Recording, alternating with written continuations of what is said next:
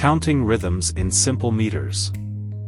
Look at the example to see how to write counts into a score. In this simple triple meter, each quarter note gets a count. If no new pitch sounds on a given beat, like the half note that extends into beat 2 of each measure, write the count in parentheses. The 2/8 notes in measure 1, the beat division, are written 3 and, or 3 plus, and counted aloud as 3 and. The and is the offbeat. The quarter note D preceding the first full measure is an anacrusis, also called an upbeat, or pickup.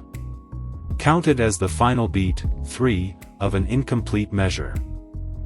In this example, a composition with half-note beat unit, the counts for its soprano part are written above the staff. Beat subdivisions. In this example, variation 19 of Handel's Chaconne in G major, the stately melody is played in quarter and eighth notes in the right hand, while the left hand accompanies with energetic groups of sixteenths. These 16th notes, representing the beat subdivision, can be counted as shown. In simple meters, the beat divides into 2s and subdivides into 4s. In music with a quarter note beat, the beat divides into 2/8 and subdivides into 4/16, or it may divide into a combination of 8ths and 16ths. 5 rhythmic patterns for the quarter note beat unit are given in this figure. Learn each pattern with its correct beaming. Familiar patterns like these can be combined and recombined in different ways, just as words can be recombined in a sentence. Thanks for watching our video lesson on counting rhythm in simple meter.